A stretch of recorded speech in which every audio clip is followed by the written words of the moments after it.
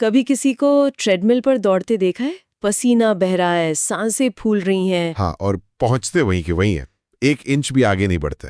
बिल्कुल वहीं के वहीं। तो आज की इस चर्चा में हम लोग एक ऐसी इंश्योरेंस सेल्स ट्रेनिंग रिकॉर्डिंग का गहरा विश्लेषण करने वाले हैं जो बताती है कि मेहनत तो सब करते हैं, पर बिना थके और सही दिशा में सोच समझकर कैसे भागा जाए। और दिलचस्प बात यह है कि ये सोर्स मटेरियल भले ही इंश्योरेंस पर है, पर इसके नियम किसी भी प्रोफेशन में लागू होते हैं। मतलब ये पूरे माइंडसेट को बदलने की बात करती है। सही कहा।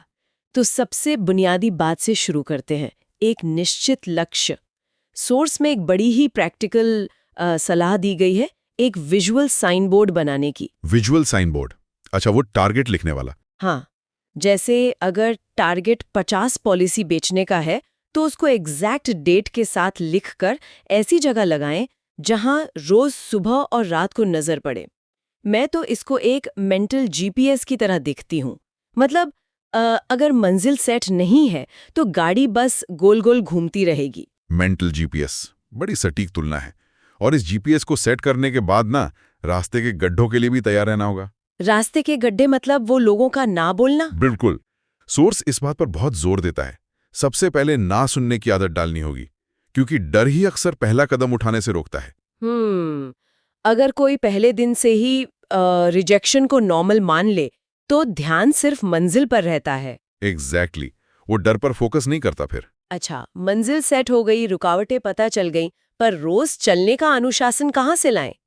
यहाँ सोर्स में एक बड़ा ही चौंकाने वाला उदाहरण था। वो भिखारी वाला ना? हाँ, वो थोड़ा अजीब जरूर लगता है सुनने में, है ना? मतलब एक प्रोफेशनल की तुलना एक भिखारी से करना थोड़ा ज्यादा नहीं हो गया? लगता तो है, पर इसके पीछे का लॉजिक देखिए। तुलना पैसे या रुतबे की नहीं है, तुलना है उस कंसिस्टेंसी की जिसमें ईगो नहीं होता। एक भिखारी भी अपने काम के लिए फिक्स टाइम पर पूरी तैयारी यानी कपड़े और बर्तन के साथ अपनी जगह पर पहुंच जाता है। बिना किसी मोटिवेशन के। हाँ, तो अगर ऐसी स्थिति में रोजाना अनुशासन दिखाया जा सकता है, तो एक पढ़ा लिखा प्रोफेशनल जिसके पास साधन है, वो ढील क्यों छोड़ देता है?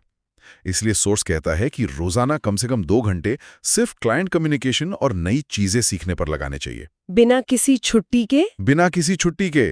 क्लाइंट कम्युनिकेशन से ध्यान आया, व्हाट्सएप वाले वो फूल पत्तियों के गुड मॉर्निंग मैसेज, सोर्स तो साफ कहता है कि इन्हें तुरंत बंद कर दो। अरे किसी को पसंद नहीं आते, वो सिर्फ झुंझुलाहट होती है। इसकी जगह लोगों को एजुकेट करने वाले मैसेज भेजने चाहिए। और सबसे जरूरी बात, त्योहारों का फायदा उठाना चाहिए। फेस्टिवल्स का? पर त्योहार ही क्यों? त्योहारों में क्या खास है? त्योहारों के वक्त लोग अपने रूटीन के दबाव से बाहर होते हैं, रिलैक्स्ड होते हैं, और सबसे बड़ी बात, अपनी फैमिली के पास होते हैं। अच्छा, तो उनका दिमाग खुला होता है तब? सही पकड़ा। उस माहौल में जब उनसे फैमिली की सुरक्षा या फ्यूचर प्लानिंग की बात की जाती है, तो वो सिर्फ एक सेल्स पिच नहीं लगती, वो उनके इमोशन से जुड़ जाती है। ये लॉजिक तो समझ आता है, लेकिन एक चैलेंजिंग सवाल उठता है यहाँ। मान लीजिए क्लाइंट रिलैक्स है, पर उसके पास पहले से किसी का पुराना और भरोसेमंद फैमिली एजेंट मौजूद है। ये तो एक बंद दरवाजे जैसा हो गया ना? दरवाजा तोड़ना थोड़ी है, बस ध्यान से चाबी घुमानी है। सोर्स समझाता है कि पुराने एजेंट की बुराई भूल कर भी नहीं करनी चाहिए। तारीफ करनी है। बिल्कुल। इससे क्लाइंट का ईगो हर्ट नहीं होता और ट्रस्ट बनता है। फिर ध्यान से उस पोर्टफोलियो में कोई छोटी सी कमी ढूंढनी होती है। जैसे बच्ची की हायर एजुकेशन का प्लान ना होना। हाँ, और फिर सिर्फ उस कमी का समाधान देना होता है। फोकस इस बात पर है कि क्लाइंट के ब्लाइंड स्पॉट्स ठीक किए जाएं, सिर्फ कमीशन के लिए पॉलिसी ना बेची जाए। जब कोई प्रॉब्लम सॉल्व करता है तो जगह अपने आप बन जाती है। यानी फोकस प्रोडक्ट बेचने से हटाकर प्रॉब्लम सॉल्वर बनने पर होना चाहिए। यहाँ मुझे वो भारत पारेख वाला उदाहरण बड़ा फिट लग रहा है, जिन्होंने शमशान घाट तक में लोगों की मदद करके उन्हें अप्रोच किया था। वो थोड़ा इंटेंस उदाहरण है, पर यही दिखाता है कि प्रॉब्लम सॉल्वर बनने की लिमिट क्या होती है। सच में, शमशान घाट में लोग सबसे ज्यादा वल्नरेबल होते हैं। वहां उनकी मदद करना एक इंसानियत का नाता है जिससे भरोसा पैदा होता है। सही कहा। वहीं से शुरुआत करके आज वो अपने सीखने और नई स्किल्स पर लाखों रुपए खर्च करते हैं। ये दिखाता है कि खुद पर लगातार इन्वेस्ट करना कितना जरूरी है। और सोर्स में वो एप्पल के बीज वाली बात भी तो थी कि एप्पल का बीज बोने पर ही एप्पल का पेड़ मिलता है। कुछ पाने के लिए पहले इन्वेस्ट करना पड़ता है। हाँ, चाहे वो वक्त हो, मेहनत हो या रिश्ते, ये सभी नियम सिर्फ इंश्योरेंस की दुनिया तक सीमित नहीं है। ये तो किसी भी करियर या बिजनेस में तेजी से आगे बढ़ने की एक मास्टर क्लास है। और अगर इस बीज बोने वाली बात को और गहराई से सोचे ना, हम्म। तो ये एक नया नजरिया देता है उन सभी लोगों को जिनकी प्रोफेशनल ग्रोथ किसी पॉइंट पर आकर रुक गई है। वाह।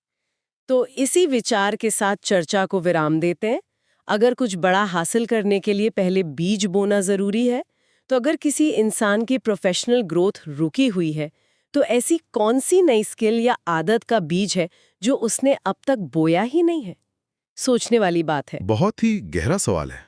क्योंकि बिना सही मंजिल और अनुशासन के आगे बढ़ना बस उस ट्रेडमिल पर दौड़ने जैसा है। पसीना जरूर बहेगा, पर मंजिल कभी नहीं मिलेगी।